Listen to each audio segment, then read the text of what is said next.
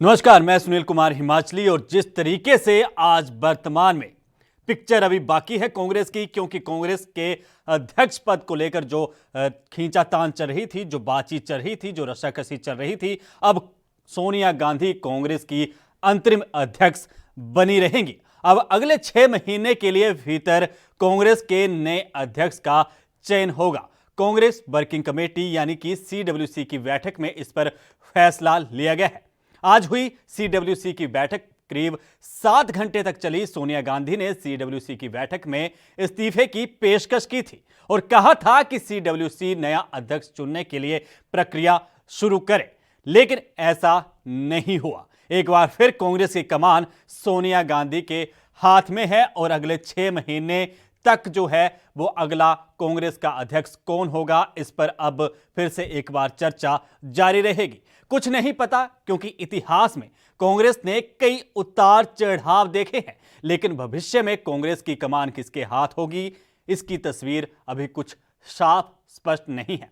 ऐसे में यह भी कहना गलत नहीं होगा कि कांग्रेस के अध्यक्ष पद की पिक्चर अभी बाकी है, क्योंकि जिस तरीके से काफी नेताओं के नाम आए, जिस तरीके से एक लेटर बम का विस्फोट कांग्रेस के अंदर हुआ, अब यही बात है कि कांग्रेस का नया अध्यक्ष 6 महीने बाद कौन होगा। क्या कोई वरिष्ठ नेता, कोई वरिष्ठ प्रवक्ता या कोई बूथ लेवल का कार्यकर्ता, या जिस तरीके से राहुल गांधी ने बातें कही कि मैं अब कांग्रेस अध्यक्ष पद की जिम्मेवारी नहीं संभालूंगा, क्योंकि जो 2019 में लोकसभा चुनाव के वक्त हार के बाद जिस तरीके से राहुल गांधी ने फैसला लिया, लेकिन पार्टी की वागडोर बार बार जब भी कांग्रेस मुसीबत में होती है, जब भी कांग्रेस का बुरा वक्त आया, उस वक्त सोनिया गांधी के हाथों कमान रही।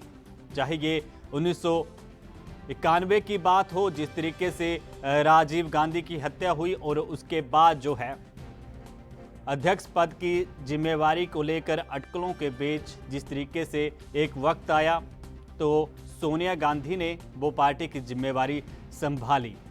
सालों साल गुजरते गए, पद की जिम्मेवारी को संभालते हुए कांग्रेस की ओर से सोनिया गांधी प्रधानमंत्री भी रही और 20 में कांग्रेस पार्टी की अध्यक्षा की। लेकिन जब राहुल गांधी के पहली बार अध्यक्ष बनाए जाने की बात सामने आई, तो कुछ लोगों ने कहा कि वो अभी परिपक्व नहीं हैं और पार्टी को संभाल नहीं पाएंगे। कुछ नेताओं ने इसका विरोध भी किया। विपक्ष की ओर से परिवारवाद के इल्जाम लगाए गए, लेकिन उस वक्त चुनौती ये बन गई कि कांग्रेस के पास और कोई चेहरा उस वक्त नहीं था और राहुल गांधी को उस वक्त जो है कांग्रेस का अध्यक्ष नियुक्त किया गया। लेकिन अब एक बार फिर से चर्चा थी। गांधी परिवार के 3 नाम थे, लेकिन एक लेटर बम आया जिस पर अब अंकुश लगा दिया गया कांग्रेस के प्रवक्ताओं की ओर से और कहा गया बैठक के बाद कि आंतरिक अध्यक्ष, कार्यकारी अध्यक्ष के तौर पर सोनिया गांधी ही जो हैं वो पार्टी की कमान संभालेंगी। बैठक में काफी बड़े नेता मौजूद रहे। 7 घंटे बैठक की गई, लेकिन नतीजा सोनिया गांधी के नाम पर निकला कि सोनिया गांधी ही पार्टी की कमान संभालेंगी। लेकिन अब ये भी बात है कि वक्त गुजरते वक्त के साथ जिस तरीके से सोनिया गांधी का 1 साल का कार्यकाल राहुल गांधी के इस्तीफे के बाद पूरा हो गया था, जब 6 महीने पूरे हो जाएंगे तो कौन पार्टी की कमान संभालेगा। और ऐसे में स्थिति ये भी है कि कांग्रेस के कई राज्यों में जिस तरीके से संगठन के ढांचे फिर से बनाए जाने हैं, जैसे पंजाब की बात की जाए या अन्य राज्यों में कुछ एक ऐसे भी स्थिति बनी हुई है कि कार्यकारिणी की प्रदेश स्तर पर गठन दोबारा से होगा, नई टीम बनाई जाएगी। अध्यक्ष पद को भी जिस तरीके से सुनील जाखड़ पंजाब प्रधान के तौर पर काम कर रहे हैं, तो वहाँ पर भी अभी कांग्रेस की कौन कमान संभालेगा। ऐसे बहुत सी बातें हैं जो कांग्रेस के लिए भविष्य के लिए कड़ी चुनौती भी बन सकती हैं, क्योंकि कांग्रेस आज वर्तमान में देश में जिस दौर से गुजर रही है खुद को मजबूत करने के लिए, खुद की दशा और दिशा सुधारने के लिए हर संभव प्रयास कर रही है। और कहीं ना कहीं आज इस बैठक में इस बात पर भी चर्चा हुई है कि कांग्रेस अध्यक्ष पद अगर अभी कोई और नहीं संभाल सकता, तो जिस तरीके से सोनिया गांधी ने पहले से अध्यक्ष पद को संभाला है, तो वर्तमान में भी उन्हीं को ये जिम्मेदारी जो है वो दी जाए।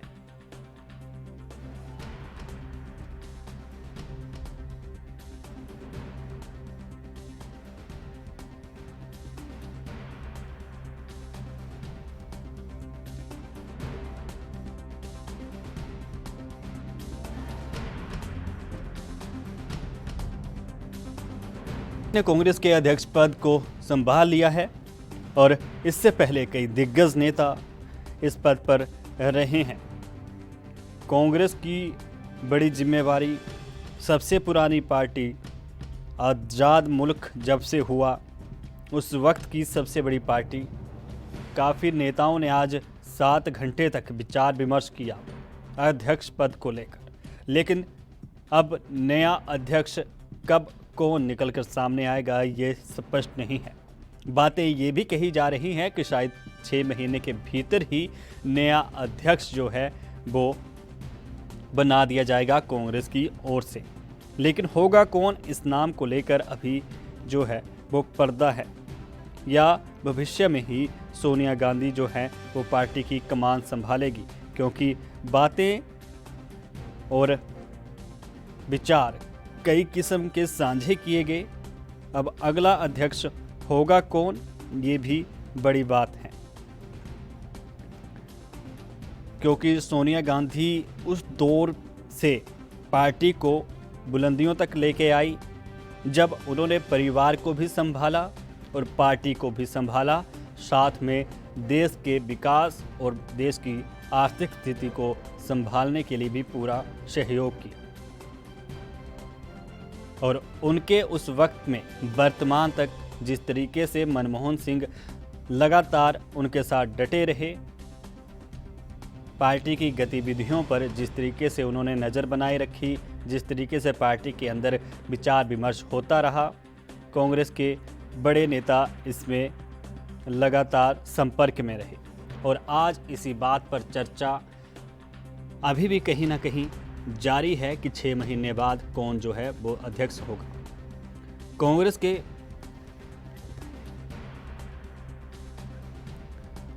और 6 महीने बाद क्या तस्वीर सामने आएगी अध्यक्ष पद को लेकर, क्योंकि पिक्चर अभी बाकी है। कांग्रेस के वरिष्ठ प्रवक्ता लगातार बेबाकी से इस मसले पर अपनी बात रखने वाले प्रीतपाल बलीवाल साहब और भाजपा के वरिष्ठ नेता प्रवीण बंसल साहब, आप दोनों का ही एनबी न्यूज़ पर बहुत बहुत स्वागत है।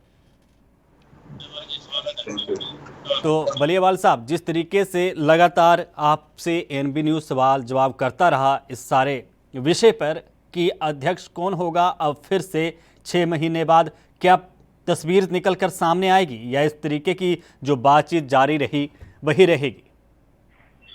देखिए, मैंने सुबह भी ये बात कही थी, कल भी आपके चैनल पे ये बात कही थी कि ये हमारा अंदरूनी मसला है और सीडब्ल्यूसी ने अभी रेजोल्यूशन लेकर आया है। सुबह से कई तरह की अफवाहें थी जिसको बराम लगा दिया गया है।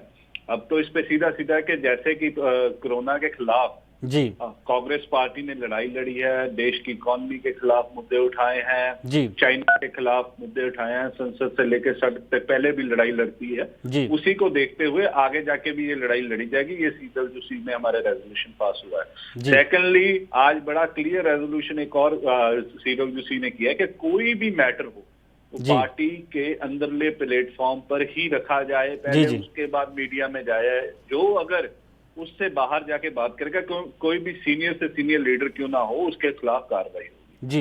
तीसरा, जो ये कोरोना काल चल रहा है, इसलिए प्रीलिमिनरी सेशन अभी स्टार्ट नहीं हो पाएगा। तो जब तक ये कोरोना चलेगा, जब तक हमारे मैडम सोनिया गांधी जी अध्यक्ष के रूप में काम करती रहेंगी। और यही बेसिकली आज मुद्दे थे और काफी विचार चर्चा हुई है, क्योंकि 5 सीएम बैठे थे, अलग अलग एमपीज थे, राज्य के प्रभारी थे। बड़े दिनों के बाद ये मीटिंग हुई जिसपे डिस्कस आउट हुआ कि कोरोना के साथ कैसे लड़ना है, क्या क्या काम कांग्रेस गवर्नमेंट करी। इन सभी मुद्दों पे आज डिस्कशन हुई है। बाकी जो होगा आगे और सबसे बड़ा फैसला ये हुआ जो ऑर्गेनाइजेशनल चेंज काफी देर से पेंडिंग चल रहे थे इंटरिम प्रेसिडेंट के कारण, उसको भी आज सीडब्ल्यूसी ने रेजोल्यूशन डाल के मंजूरी दे दी है, जो हमारे आने वाले दिनों में काफी जो ऑर्गेनाइजेशन ढांचे जैसे पंजाब का भी अभी पेंडिंग चल रहा था, उसे भी मंजूरी मिल जाएगी, और जो यहाँ पे वॉर चल रही थी मीडिया के अंदर उसे भी विराम लगा दिया जाएगा अंदर। जी जी बंसल साहब, जिस तरीके से अब सोनिया गांधी को फिर से जिम्मेवारी मिल गई,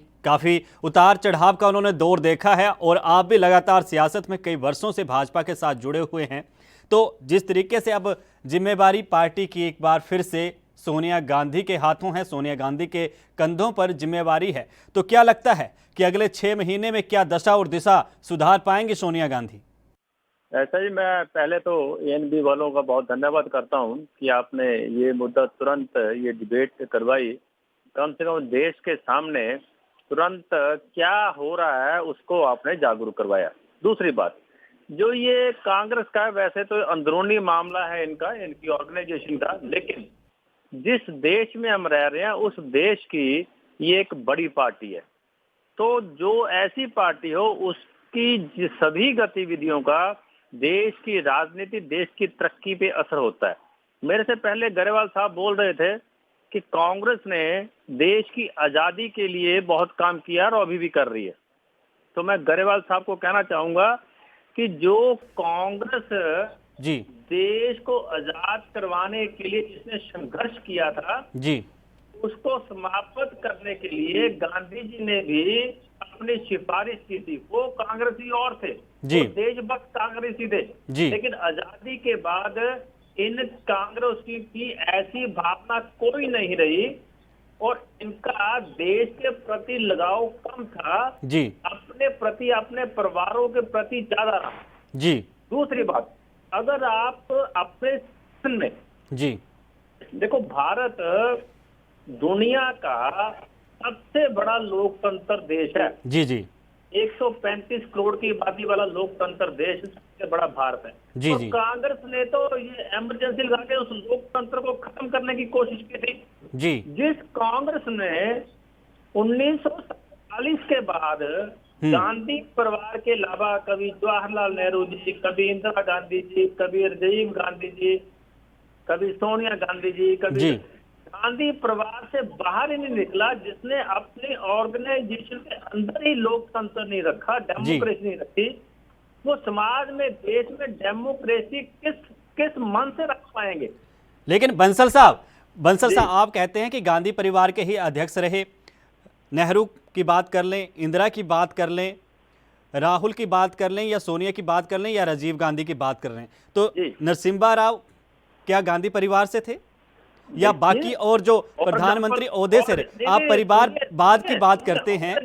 जी ये आप एक टाइम ऐसा आया जी जिस समय उनकी मजबूरी बन गई, जी तब जाके नरसिम्हा राव जी को बनाया गया। नहीं, आप बात कर रहे हैं 19 अध्यक्ष, अब वर्तमान तक 19 अध्यक्ष जो हैं वो कांग्रेस के अध्यक्ष पद की जिम्मेवारी जिनको मिली है आजादी के बाद से वर्तमान तक, और उन 19 नामों में जो हैं 14 नाम ऐसे हैं जो गैर गांधी परिवार से हैं।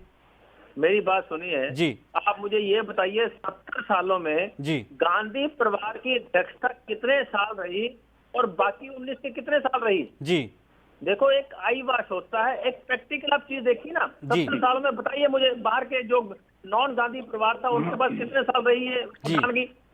और 10 साल बेचारे मनमोहन सिंह जी थे, बचा रहे थे, जिनके सामने राहुल जी कागज फाड़ के निकल जाते थे। क्या संविधान की उन्होंने जी, क्या प्रधानमंत्री का उन्होंने किया? जी मतलब ये परिवार अपनी मुट्ठी से ताकत बाहर जाने नहीं दी के भी उन्होंने जी।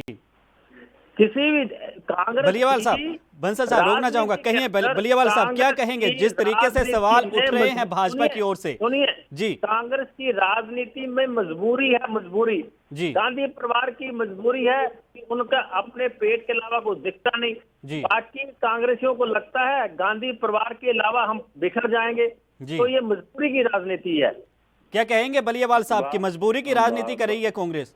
बात ऐसी है, जिनके घर शीशे के होते हैं ना, वो दूसरे के घर पे पत्थर नहीं मारते। बांसल साहब, मेरी बेनती है। जी ਤੇ ਸੈਕੰਡਲੀ ਗੱਲ बात ऐसी है कि 1885 में पार्टी हमारी होंद में आई। जी नियर अबाउट 65 साल हमने अंग्रेजों के साथ लड़ाई लड़ी। जी इनकी पार्टी या जो आरएसएस की ये बात करते हैं, उन्होंने कौन सा संघर्ष लड़ा है, मुझे ये आजादी का बता दें। जी बकाया गोरों की दलाली करने के अलावा इनकी पार्टी या आरएसएस वालों ने कुछ किया हो तो बता दें। जनसंघ होता था उससे पहले। जी। और ये आज बात कर रहे हैं नेहरू गांधी परिवार की। बंसल साहब, जिस दिन आरएसएस का राष्ट्रीय जो इनके वो होते हैं, हेड होते हैं, जो मोहन भागवत जी हैं, जिस दिन उस कुर्सी पे दलित को बिठा देंगे ना, उस दिन मान लूंगा कि आप डेमोक्रेसी में विश्वास रखते हैं, बाबा साहब और भीमराव अंबेडकर की फिलॉसफी पे विश्वास रखते हैं, सेकुलरिज्म पे विश्वास रखते हैं, उस दिन मान लाऊंगा, क्योंकि आरएसएस की एक हिंदुस्तान की डेमोक्रेसी का पार्टी है। सेकंडली ये बात कर रहे हैं यहाँ पे, तो अडवाणी जी ने लड़ाई लड़ जी। के ये पार्टी को आता हूँ बंसल साहब, आपके पास भी आते हैं। और इनकी उसके बात बाद सुन लें। नरेंद्र मोदी ने उस पार्टी को जो प्लेटफॉर्म था, चाहे वो राम मंदिर का इशू और बाकी मुद्दे हैं, जी। अमित शाह और नरेंद्र मोदी की जोड़ी ने उसे अगवा कर लिया। आज कहाँ है जोशी जी, मुरली मनोहर जोशी और अडवाणी जी? साइडलाइन करके डेली लाते खाते रह गए वो बेचारे, डांगे खाते रह गए वो बेचारे, आज मौजा मार रहे हैं नरेंद्र मोदी। और क्या कर रहे हैं वो सारे देश को पता है। इसीलिए मैं बेनती है, ये हमारी पार्टी का अंदरूनी मामला था। आप तीखा तितली, इसी कांग्रेस पार्टी को 2019 में 12 करोड़ लोगों ने वोट दिया है। जी बंसल साहब, आपकी पार्टी की जो मेंबरशिप की आपने बातें करी थी ना, 10 करोड़ मेंबर है हमारे, दूसरे हैं। दिल्ली में जब वोटें पड़ी है, जितने मेंबर बनाए थे उसके 20 लाख मेंबर से कम वोट पड़ी है। ऐसी झूठी पार्टी के लोग हो, आप तीखा टिप्पणी करने से पहले कुछ मर्यादा रखनी होती है, गरिमा रखनी होती है, उस चीज में रहे तो अच्छी बात है। बहुत सी कुर्बानियां कांग्रेस पार्टी के आगुओं ने करी है। बीजेपी के आगू की किसी की कुर्बानी बता रहे? 1947 से पहले कोई आरएसएस का कोई बड़ा लीडर देश की कुर्बानी दी? ये महात्मा गांधी की खून पसीने से सींची हुई पार्टी है। वो ह्यूम ने जारी की, नेहरू जी ने देश की डेवलपमेंट करी। इन्होंने क्या किया? ये 70 सालों की बात कर रहे हैं, हमने क्या किया? आपने आज 1970 सालों के बाद देश को ऐसे हालात पे लाके खड़ा कर दिया कि जीडीपी 1947 से नीचे वाले दौर पे चली गई। क्या कहेंगे बंसल साहब, क्यों जीडीपी चली गई? 2 करोड़ लोग डबल चले गए। दोहरी दूसरी बार जो है, 70 लाख लोग रजिस्टर्ड हुए। बलियावाल साहब रुक जाए, बलियावाल साहब रुक जाए, हम पूछते हैं। जिस तरीके से आपने सवाल उठाया, बंसल साहब क्या कहेंगे जिस तरीके से आज अर्थव्यवस्था की स्थिति गंभीर है? 1947 से पहले जी देश में एक ही पार्टी थी जी, और सभी देशभक्त उस झंडे के नीचे देश को आजादी के लिए काम कर रहे थे। जी उसमें अलग अलग तरह की सोच है, लेकिन होने वाले हैं। बलियावाल साहब इनकी सुन लें, फिर मैं आप पे आता हूँ। कहिए बंसल साहब, कहिए। एक ही साथ देश को आजाद करवाना जी, लेकिन देश आजाद होने के बाद जब इस कांग्रेसी लोगों ने जी देशभक्ति की भावना से अलग होकर जी मैं, मेरा परिवार, मेरा भाई, मेरा जवाई, जी इस रास्ते पे काम करना शुरू कर दिया, तो उसको असेस किया। उस समय के देशभक्तों ने, गांधी जी ने असेस किया और उन्होंने ही कहा था पार्टी को तोड़ो। दूसरी बात, जिन के लोगों की बात करते, जिन गांधी जी की बात करते हैं जी, ये तो गांधी की विचारधारा को भूल गए।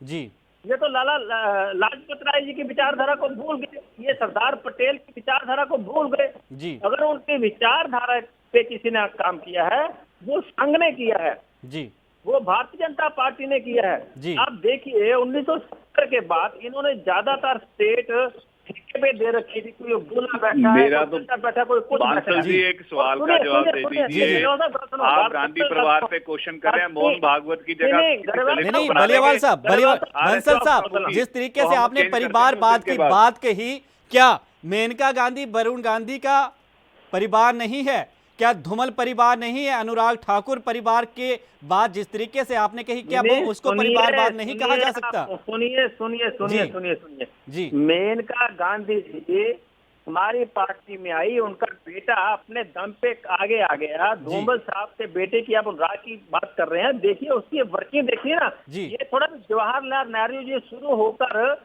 अभी अगर प्रियंका का कोई बच्चा आएगा वो भी इस देश के प्रधानमंत्री का कैंडिडेट होगा, ये तो कोई धारा नहीं ना देश की है। जी देखो पहले अब हमारे नड्डा जी प्रधान है, उसके पहले शाह जी थे। कोई एक प्रधान बताइए आप जिसका पिछोकड़ ऐसा हो। अडवाणी जी रहे हैं, जी अटल जी रहे हैं, राजनाथ जी रहे हैं, सब लोग को एक भी प्रधान बताइए जिसका जी पीछे बाप का कोई ऐसा पेरेंट्स का उसमें इन्वॉल्वमेंट हो किसी तरह की, जी पहले रहा हो। तो ये हमारा मुकाबला क्या करेंगे। जी दूसरी बात, इन्होंने संघ पे उंगली उठाई है। जी संघ ही ऐसा एक संगठन है जी जिसने देश को जोड़ के रखा, जी देश की संस्कृति को बचा के रखा, जी देश में भाईचारे को बना के रखा। जी जी इन्होंने कहा ये एससी की बात करते, दलित की, आज देश के राष्ट्रपति रामनाथ कोविंद जी को बनाने वाली कौन सी पार्टी है। जी दूसरी बात, ये हमेशा भाजपा पे और संघ पे इल्जाम लगाते हैं हम एंटी माइनॉरिटीज हैं। जी डॉक्टर अब्दुल कलाम को राष्ट्रपति के पद पर किसने बैठाया था, जी और दूसरी बार जब हम बैठाने लगे तो उसको रोका किसने था। जी ये सुडो उसकी सेकुलरिज्म की बात करते हैं। इन्होंने देश को तोड़ा, इन्होंने दलित को बांटा, इन्होंने धर्म के तौर पर देश को बांटने की कोशिश जी की। क्या बलियावाल साहब, ये 1970 के बात बाद जो बंसल साहब कह रहे हैं कि अब बांटने की राजनीति करती आई है कांग्रेस? बांटने की तो अभी सामने आई है इनकी बांटने की नीति। जी। जो सीए एनपीआर बिल एनआरसी जी। लेके आ रहे हैं, जी। उसमें किसको बांट रहे हैं? ये जी देश के लोगों को बांटने का काम करने का जो धर्म है वो ये निभा रहे हैं। ये सिर्फ और सिर्फ हिंदू राष्ट्र है। अभी इन्हें मैं बता देता हूँ, अभी 2-3 दिन पहले की बात है, जी। जब आयुष मंत्री की एक मीटिंग चल रही थी, उसमें एक सेक्रेटरी लेवल के आदमी ने, जो एमपीस बैठे थे, जी, उन्हें जी। ये कहकर बाहर निकाल दिया कि जो नॉन हिंदी भाषी हैं वो निकल जाए जी, जी, मीटिंग से। बिल्कुल। ऐसे तो हालात हो गए। ये हिंदी भाषी सूबा बनाना चाहते हैं, हिंदुस्तान को एक हिंदू राष्ट्र बनाना चाहते हैं, इसके टुकड़े टुकड़े करना चाहते हैं। ये लोग, वो टुकड़े टुकड़े गैंग के जो लोग हैं, जी वो ये लोग हैं। ये देश को बांटने की नीति, हिंदू मुसलमान की नीति घड़ के आपस में लड़ाई कराकर ये अपनी सत्ता पे काबिज होना चाहते हैं। अब देश का युवा और जी। देश के सभी लोग जागरूक हो चुके हैं, और आने वाले टाइम में जितनी भी इलेक्शन आएंगी, जी। इन्हें मुंह की खानी पड़ेगी, ये आप देख लेना। बंसल भाई साहब क्या साहब, कहेंगे? क्या कहेंगे आज जब सूरजेवाला साहब ने भी जिस तरीके से प्रेस गरेवाल कॉन्फ्रेंस साहब की? ने जी गरेवाल साहब ने दो बातें की हैं। जी पहली बात उन्होंने सीएए तोड़ने वाली बात है। जी मेरा गरेवाल साहब से एक सवाल है, जी क्या अफगानिस्तान में, जी पाकिस्तान में और बांग्लादेश में जी जिन हिंदू भाई बहनों की जी और सिख बहनों और भाइयों की जी वहाँ बेइज्जती हो रही है, उनको धर्म परिवर्तन के लिए दुखी किया जा रहा है, उनकी हत्या ही हो रही है, जी उनकी छोटी छोटी बच्चियों का किडनैप हो रहा है, जी क्या ऐसे लोगों को नागरिकता देना, क्या वो देश तोड़ने वाली बात है? नंबर एक सवाल। दूसरा सवाल, क्या वो चाहते हैं उनको नागरिकता ना दे? उसका जवाब देंगे, दोनों बातों का। जी मेरी दीजिए, बात जवाब यह दीजिए है कि बलियावाल साहब। सीएए और एनसीआर के मुद्दे पे जी। आपने कितने हिंदुस्तानियों की जान ले ली? जो मुसलमान यहाँ पे मारे गए, क्या वो हिंदुस्तानी थे? नहीं। जी। एक गैर मुल्की लोग, जो चाहे वो पाकिस्तान के, अफगानिस्तान से हैं, चाहे किसी भी देश से हैं, उन्होंने अपने टाइम पे उस देश को चुना था। 1947 या उससे पहले या बाद में उन्होंने वहां पे रहना चुना था। यहाँ पे आप लोगों ने क्या किया? कितने लोग मारे गए दिल्ली हिंसा में? कितने लोग मारे गए यूपी में हिंसा में? क्या वो हिंदुस्तानी नहीं थे? खून पे राजनीति करना। असम में कितने लोग मारे गए हैं? देश के राष्ट्रपति जो रहे, उनके परिवार को इन्होंने देशद्रोही बता दिया, उसे एनसीआर की लिस्ट से, एनपीआर की लिस्ट में आउट कर दिया।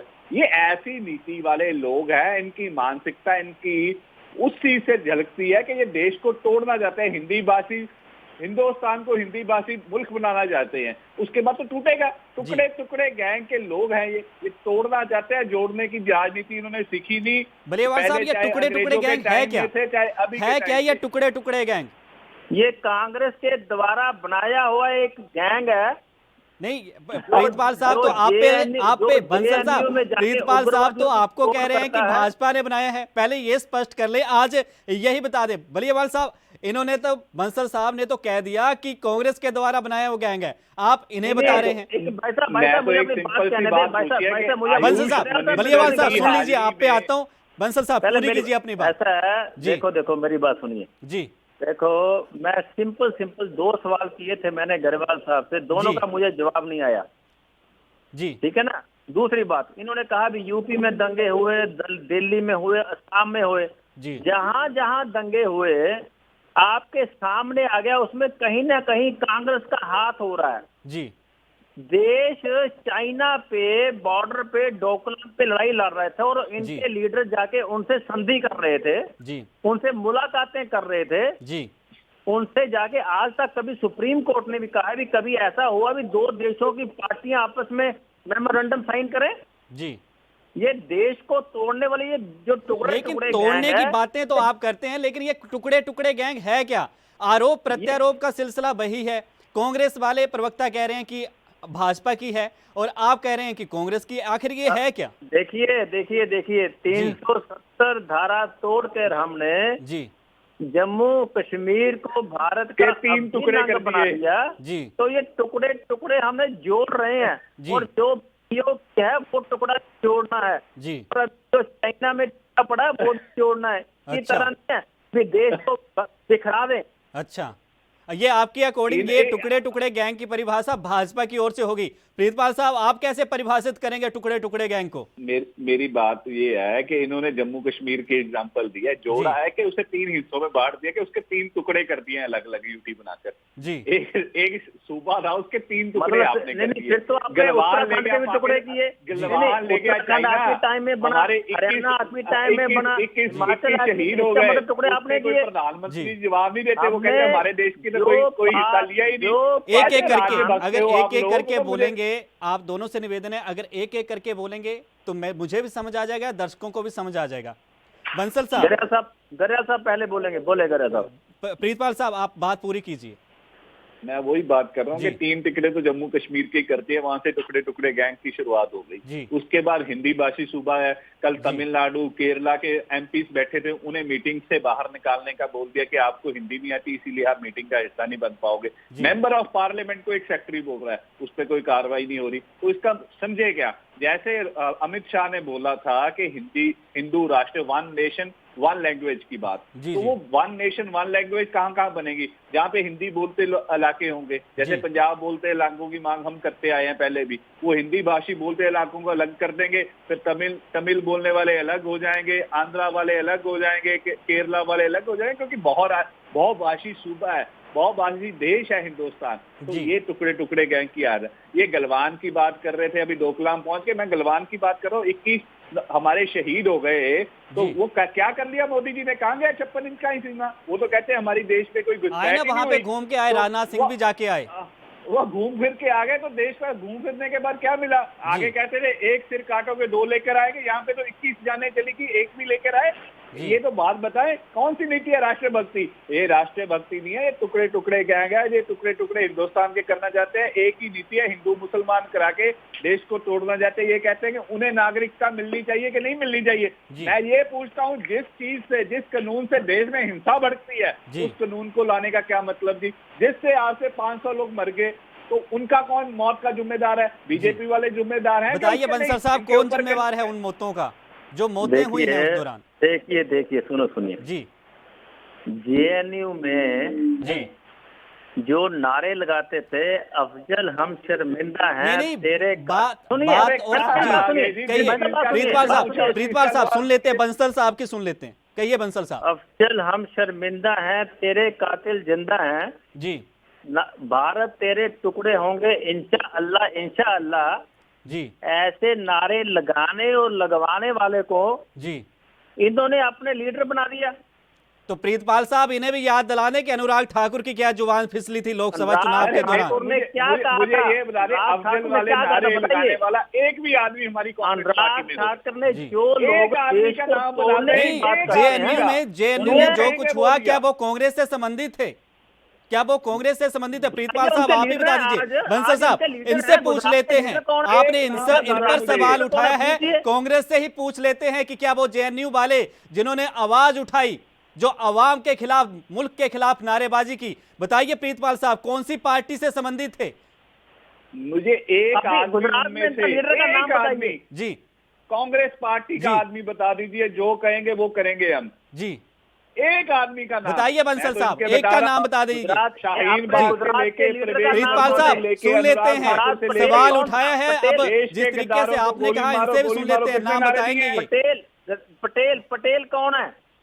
बताइए। क्या पटेल ने नारे नहीं लगाए? कौन सा? पटेल गुजरात में तो कौन आपका पटेल? प्रधान है। नहीं, बात तो जेएनयू की कौन हो रही पटेल? है। नहीं सुनिए ना, नारे तो उसने लगवाए थे ना।